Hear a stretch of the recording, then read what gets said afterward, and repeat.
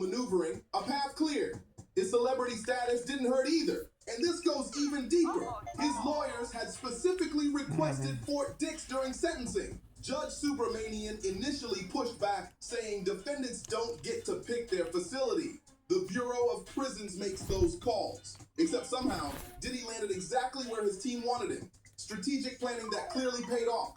RDAP itself breaks down into 3 brutal phases. Phase 1 is residential, unit-based treatment. You live in separate RDAP housing, away from general population. Daily group therapy, one-on-one counseling, cognitive behavioral therapy, relapse prevention training. Finish this phase and you earn a certificate. But don't get comfortable. You're nowhere near done. Phase 2 shifts into community integration preparation. Therapy continues while interaction with the broader prison population slowly increases.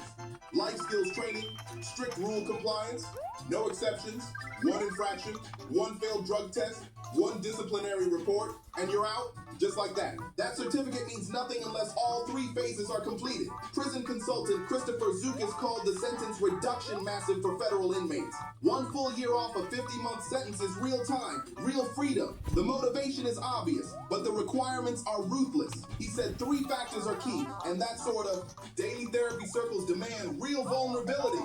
Most inmates never show that side of themselves. Sharing personal details in front of other prisoners isn't easy. RDAP forces participants to open up about addiction, trace the root causes, and confront past behavior head on.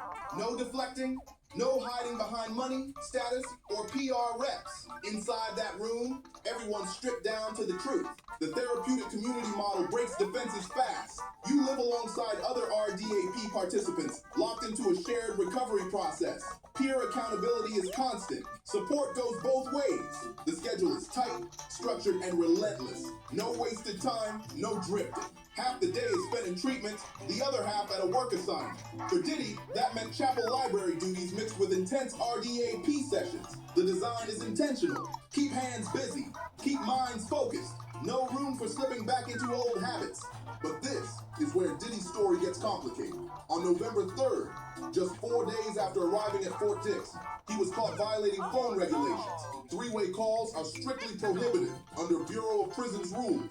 According to reports, he spoke with an unnamed woman discussing bringing 200 singles for an upcoming visit, then added another person described as a digital contact to talk about blogs.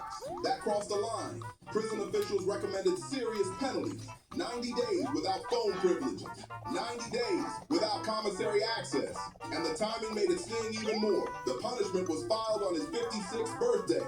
His publicist pushed back immediately, claimed the call was routine attorney-client communication, a procedural call initiated by his lawyer. But inside RDAP, there's no wiggle room. One mistake can follow you for months, and every move gets watched closer than ever. Nothing improper, according to his side. But the disciplinary report told a very different story.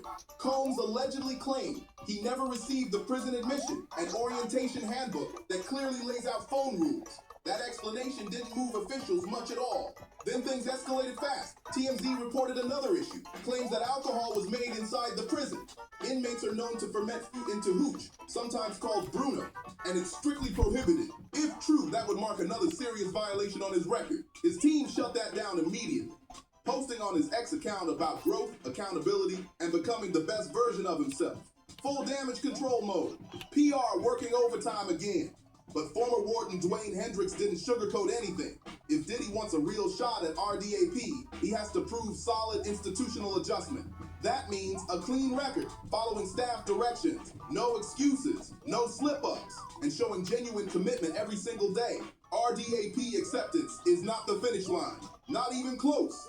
Getting in doesn't mean you'll finish. And inside federal prison, every mistake counts twice. The program demands one thing above all else: clean institutional adjustment. That means following staff direction without hesitation, no excuses, no missteps. And that's where the concern starts. Diddy has already stumbled twice within weeks of enrollment. That pattern alone raised serious questions. Was this genuine commitment or strategic positioning to shave time off his sentence? Judge Mathis weighed in with strong opinions. He argued the defense missed a critical issue entirely: mental health. According to Mathis, Diddy admitted to being bipolar. That's not something therapy alone fixes. That requires proper treatment, medication, and professional medical oversight. Not optional. not surface level. Mathis believed the court should have mandated that as part of sentencing. That perspective shines a light on what many believe is the real value of RDAP. Not punishment for punishment's sake, but treatment that actually targets the root of addiction and behavior. Cognitive behavioral therapy helps rewire responses. Relapse prevention builds tools for life after release. Life skills training prepares inmates for functioning in the real world again. That's the theory. But skepticism around Diddy's sincerity runs deep. Can someone truly change after decades of the same patterns? After years of power, privilege, and avoiding consequences? Is this real rehabilitation? Or is it calculated compliance designed to game the system and cut time off the clock? That question hangs heavy over Fort Dix, and the answer will be written not in words but in behavior, discipline, and whether he follows the rules when no one's giving him special treatment anymore. Can both things be true at the same time? That question sits at the center of everything. The therapeutic community model forces people to face it head on, living daily with other RDAP participants who've hit rock bottom strips away pretense fast. There's nowhere to hide. Peer accountability is real. Fellow inmates call out manipulation, excuses, and half-truths immediately. The level of vulnerability required is intense. Most people can't sustain it. That's exactly why so many fail to complete RDAP. The disqualifiers are strict and unforgiving. Get caught with contraband. Break any rules. Fail a drug test. Skip therapy. Miss required sessions. Rack up behavior reports. You're out. Just like that. The bar is set high on purpose. RDAP isn't designed as a shortcut to early release. It's built to fundamentally change how inmates think about addiction, responsibility, and consequences. That's why Diddy's early violations matter so much. They already put his eligibility at risk. According to sources close to the situation, the phone call incident alone signaled a serious disregard for prison rules. In a program this strict, intentions don't matter nearly as much as behavior, and every misstep narrows the margin for survival inside RDAP. The alleged alcohol use, if proven, would be even worse. That's a hard line inside federal prison. Prison officials are watching his every move now, closer than ever. One more mistake, one more slip, and RDAP is gone, just like that. And here's what many forget. RDAP doesn't end at the prison gates. Its reach follows you straight into the outside world. After release, a full 5 years of supervised release kicks in. Regular check-ins with probation officers, ongoing drug testing, travel restrictions, no leaving the jurisdiction without permission.